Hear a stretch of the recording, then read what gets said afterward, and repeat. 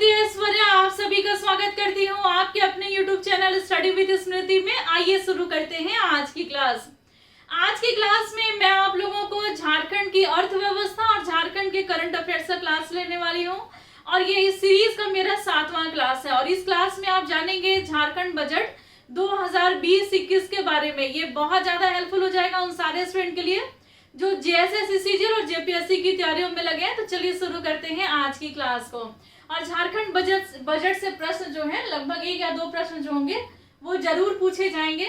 और हम लोग जानेंगे इसके कुछ विशेषताओं के बारे में कि अलग अलग मद में कौन कैसे खर्च किए जाने हैं या क्या उनके लिए कार्यक्रम चलाए जा रहे हैं बजट 2020-21 के अंतर्गत। जैसे कि शहरों के विकास के लिए कौन कौन से प्रावधान किए गए हैं, गांव के विकास के लिए कौन कौन से प्रावधान या कौन कौन सी योजनाएं लाई गई हैं, या फिर जो योजनाएं पहले से चली आ रही थी उनके मद में कितने खर्च किए जाने हैं या कौन से नया लक्ष्य रखा गया है, इन सभी के बारे में हम लोग जानेंगे। इसी के अंतर्गत आप शिक्षा के बारे में भी जानेंगे, कृषि, स्वास्थ्य, उद्योग, इन सभी के बारे में हम लोग डिटेल में जानेंगे। तो चलिए शुरू करते हैं आज की क्लास को।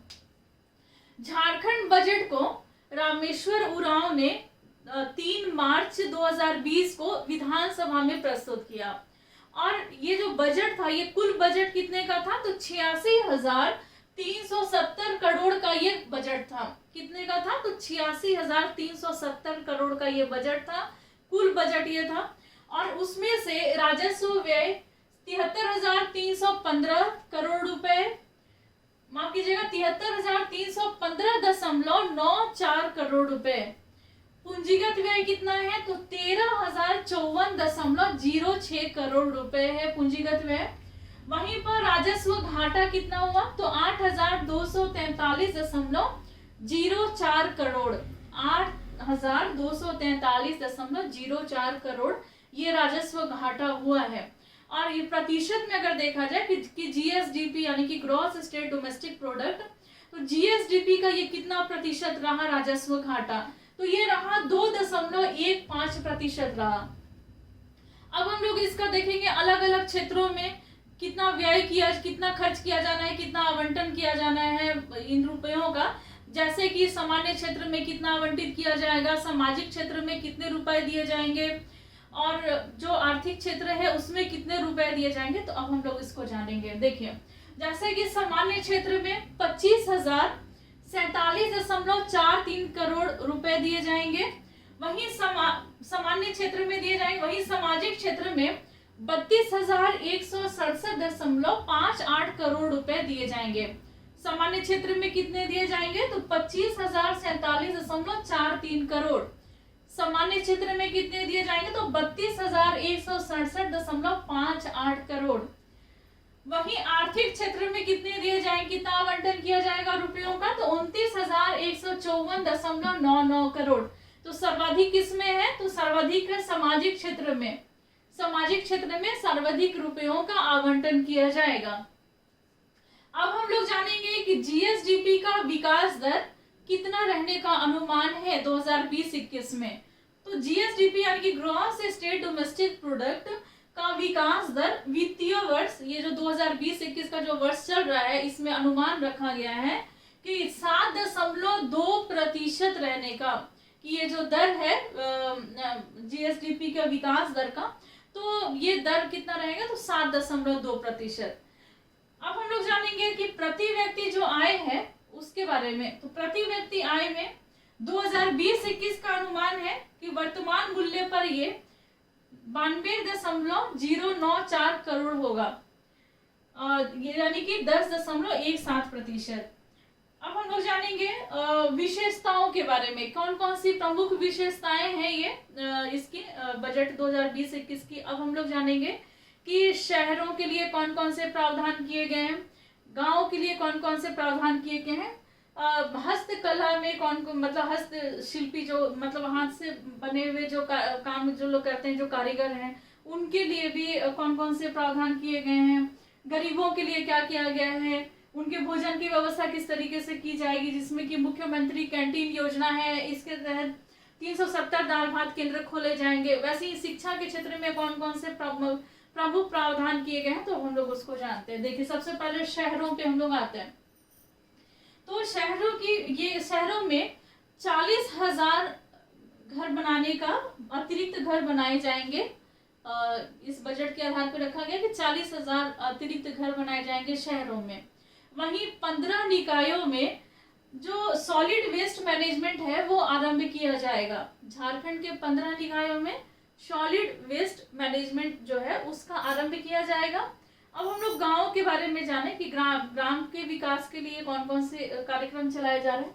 तो प्रधानमंत्री आवास योजना है, इसके तहत पहले से जो उनको पैसे दिए जाते थे, वित्तीय मदद दी जाती थी, उसमें 50,000 अतिरिक्त अब दी जाएंगी आवास बनाने के लिए।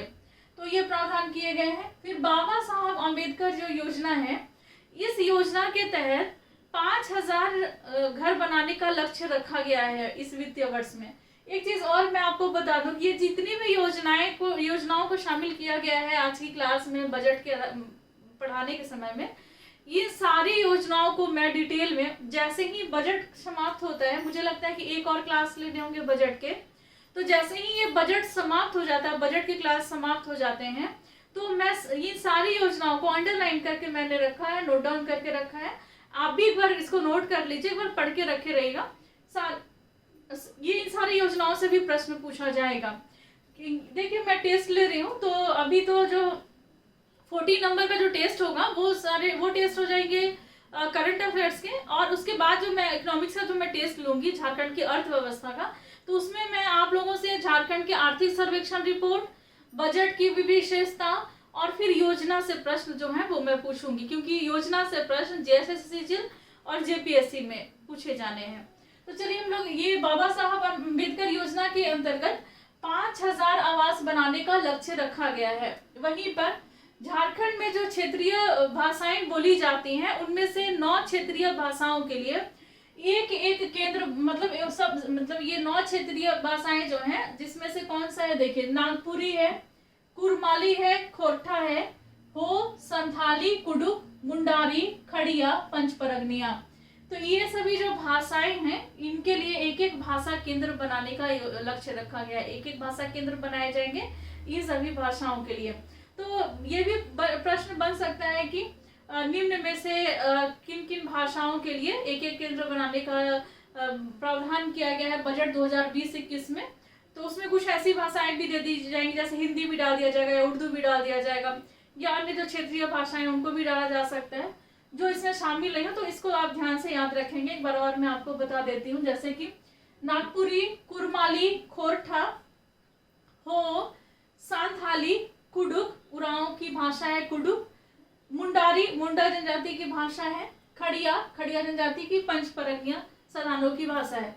तो ये एक भाषा केंद्र इन सभी के लिए बनाए जाएंगे।